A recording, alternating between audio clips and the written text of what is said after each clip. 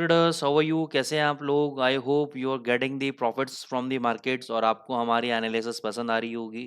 दोस्तों, पसंद आ रही है तो लाइक ज़रूर करें, सब्सक्राइब बटन को भी दबाएं, कमेंट ज़रूर लिखें। तो थैंक यू दोस्तों, जितने भी लोग, अमूल भाई आप कमेंट लिख रहे हैं, सतवीर भाई, अब्दुल भाई, या जितने भी और भी पार्टिसिपेंट्स हैं, सभी लोगों को धन्यवाद कि आप लोग कमेंट्स लिख रहे हैं। और जितने भी लोग आप देख रहे हैं सर, एक लाइक करने में और कमेंट लिखने में कुछ भी नहीं जा रहा है। इसके अलावा अगर आप और भी कोई करेंसी पेयर पे आप एनालिसिस चाहते हैं, आप कहते हैं सर ये करेंसी पेयर भी, जैसे ऑयल है, ऑयल को आप इंक्लूड कर लो, सिल्वर को इंक्लूड कर लो, प्लेटिनम को इंक्लूड कर लो, या अदर करेंसी पेयर्स को इंक्लूड कर लो, तो उसके बारे में भी आप मुझको लिख के बताएं, तो डेफिनेटली मैं उनको भी इंक्लूड करूंगा। सबसे पहले मैं यूरो यूएसडी पे आ जाता हूँ। यूरो यूएसडी पे मैंने आपको बोला था कि अगर कल का हाई ब्रेक होगा ये वाला, तो हम बाय ट्रेड एग्जीक्यूट करेंगे। हमारा बाय ट्रेड एग्जीक्यूट हो गया है, मूवमेंट भी दिया, वापस रीटेस्टिंग के लिए नीचे आ रहा है। 800 अभी तक हमारा फाइनल स्टॉप लॉस है क्लोजिंग बेसिस पे। जब तक इसके नीचे बंद नहीं होगा, हमारी तेजी का घर हमारा चलता रहेगा, 900 950 जाता रहेगा। डॉलर इंडेक्स कहाँ जाएगा कहाँ नहीं जाएगा अभी मेरे को नहीं पता है।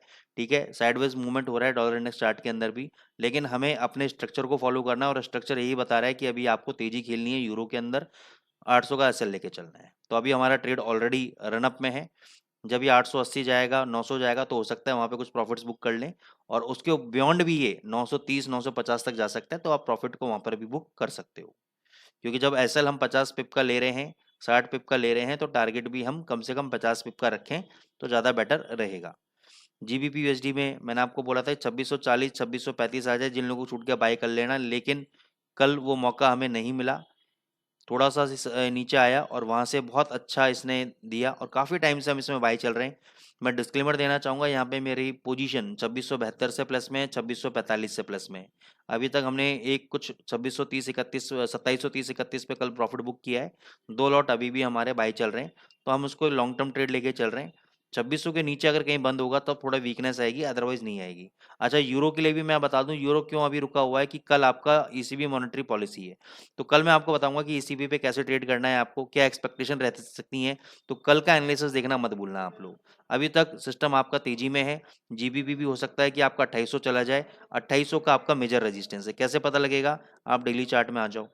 डेली चार्ट में ये जो आप मल्टीपल रेजिस्टेंस देख रहे हो, ये 2793 या 2800 मानो आप। अगर 2800 के ऊपर ये बंद हो जाता है, फिर 3000 से पहले इसको कोई रोकेगा नहीं। 3000 से पहले रुकने वाला नहीं है। लेकिन 2800 से पहले पहले चांसेस हैं कि, अब जैसे ही होता है ना कि ये एक राउंडिंग कप हो गया, ये इसका हैंडल हो गया। अब इसने या वापस अगर 2600 के नीचे ब्रेकआउट दिया, फिर ये 2400 मान के चलो आएगा, ये 2500 का लेवल भी फिर टूट जाएगा। ठीक है ना? तो कप एंड हैंडल फॉर्मेशन, ये बियरिश कैंडल फॉर्मेशन होता है, जो आपको एडवांस में बता देता है कि भाई बियरिश है। लेकिन स्ट्रक्चर मेरे को तेज लग रहा है। इसमें बियरिश कब हो आऊंगा मैं? जब ये हैंडल, यानी जो नहीं 2600 का लेवल है, इसके नीचे जब डेली चार्ट में क्लोजिंग देगा, उसके लो के नीचे मैं एक शॉर्ट पोजीशन क्रिएट कर सकता हूं, लेकिन उससे पहले पहले मैं तेजी में बना रहूंगा। जीबीपी जेपीवाई के लिए आपको बोला था 190 पे आ जाए, बाय करके चलना। अभी 190 पे नहीं आया है। 190 पे 189.90 प्रेसाइजली लेवल है, यहाँ पे आ जाए, बाय ट्रेड लो। 189 का एसएल रखो, 191 के और 192 के टारगेट्स लेके चलो। ठीक है, यूएसडी कैड पे हमने बोला था कि 3600 के आसपास रेजिस्टेंस आएगा। इस पे जब तक ये ब्रेकआउट नहीं देगा 3600 के ऊपर, तब तक मैं आपको कुछ नहीं बता सकता। वहां से देखो नीचे आया, तो अब आपको समझना है कि ट्रेड कैसे करना है, क्योंकि रीजन क्या है? ऊपर 3600 के लेवल पे रेजिस्टेंस ले रहा है, नीचे 3550 पे रेजिस्टेंस ले सपोर्ट ले रहा है, तो इस 50 पिप के रेंज में फंस चुका है। ब्रेकआउट किसी भी साइड आएगा। सक्सेसफुल ब्रेकआउट के लिए हमें क्या देखना होता है? अगर 2-2 घंटे की दो कैंडल अगर ऊपर क्लोज हो गई इस 3600 के ऊपर, तो एक अच्छा खासा ब्रेकआउट है। नहीं तो ये वापस आपका नीचे 3550 वापस आ जाएगा। जब तक ये वाला लेवल ब्रेक नहीं होता, इसमें सेलिंग नहीं आएगी, इसमें तेजी बनने के चांसेस हैं। और आज बैंक ऑफ कनाडा की मॉनेटरी पॉलिसी है। मॉनेटरी पॉलिसी में यही चांसेस हैं कि अभी इंटरेस्ट रेट को इंक्रीज नहीं करेंगे, ना ही डिक्रीज करेंगे। तो कहीं ना कहीं कैनेडियन डॉलर पॉजिटिव हो सकता है इस चीज़ को लेकर। अगर इंटरेस्ट रेट को रिड्यूस नहीं किया तो इसके लिए पॉजिटिव है। तो कैनेडियन डॉलर ऊपर जाएगा और यूएसडी नीचे आ जाएगा, तो आपको एक नीजक रिएक्शन नीचे मिल सकता है देखने को। तो अभी इसकी प्रोडिक्शन कैसे क्या होगी पता नहीं, डेटा आने के बाद ही क्लैरिटी हो पाएगी। गोल्ड पे आ जाते हैं। गोल्ड पे मैंने आपको क्लियर बोला था कि 2150 तक रीटेस्ट कर सकता है। कितना हाई लगाया? 2141 का कुछ हाई लगाया, वहां से इसने रीटेस्ट किया 2150 को। अभी भी देखो ये नीचे तोड़ नहीं रहा है। ठीक है, ये यहाँ पे दो इन्वर्टेड इन्वर्टेड कैंडल बनाया, इन्वर्टेड हैमर टाइप में बनाया है, स्पिनिंग टॉप में टाइप में बनाया है, लेकिन इसका लो ब्रेक नहीं कर रहा है। इसका लो कितना है? 2121, तो 2120 ले लेते हैं। 2120 के नीचे जब तक सस्टेन नहीं करेगा तब तक कोई मेजर फॉल आएगा नहीं। और हो सकता है शाम को अगर ये वाला हाई टूट गए तो ये 2170 2180 तक जा सकता है गोल्ड आपका।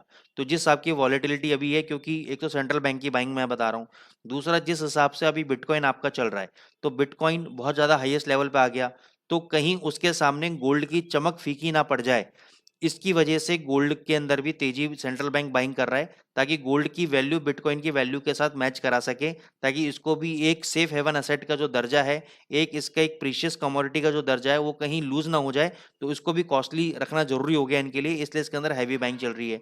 ये मेरा अपना। दूसरा, बिटकॉइन जो भग रहा है, बिटकॉइन के साथ इसकी हैजिंग, गोल्ड के साथ हैजिंग चल रही है एक्सचेंज के अंदर, क्योंकि जिन लोगों ने बिटकॉइन शॉर्ट कर रखा है उन लोगों ने गोल्ड बाइंग कर रखा है। ठीक है ना, बिटकॉइन को शॉर्ट कर रखा है तो उसके लिए उन्होंने अगेंस्ट में गोल्ड बाइंग कर रखा है, तो उस हेजिंग के चलते भी गोल्ड का इंपैक्ट आ रहा है। लेकिन एक समय के अंदर जब इनका कोरिलेशन खत्म हो जाएगा तो ये गोल्ड आपको वापस से 2100 के नीचे नजर आएगा, आपको 2050 तक नजर आएगा। ठीक है, लेकिन इस साल के अंदर ये $2200 जा सकता है, इसका मैं प्रेडिक्शन ऑलरेडी आपको दे चुका हूं। तो आज के लिए अगर 2150 का लेवल टूटता है, 60-70 तक जाता है, तो वहां पे अपनी एक शॉर्ट पोजीशन बनाए और वहां से फिर थोड़ा सा आराम से बैठे रहें। ठीक है ना, वहां से बैठेंगे तो ये थोड़े दिन में, 2-4 महीने में, 1-2 महीने में नीचे आएगा, अच्छा खासा आपको प्रॉफिट का मौका देगा। ठीक है, तो ये गोल्ड का एनालिसिस हो गया, गोल्ड के फंडामेंटल समझ में आ गए। तो दोस्तों, अगर आपको एनालिसिस समझ में आ रही है, कोरिलेशन समझ में आ रहे हैं, मजा आ रहा है, पसंद आ रहे हैं, तो लाइक जरूर करें, क्योंकि डेफिनेटली जैसे मेरे को समय मिलेगा मैं एक बेसिक्स के वीडियोस भी अपलोड कर रहा हूँ, जो बीच में किए भी थे, आप मेरे प्लेलिस्ट में जाके देख सकते हैं। और भी चीजें उसमें अपलोड करूंगा मैं धीरे धीरे, और भी कॉन्टेंट्स लेकर आ रहा हूँ। तो चैनल में बने रहें। Thank you so much.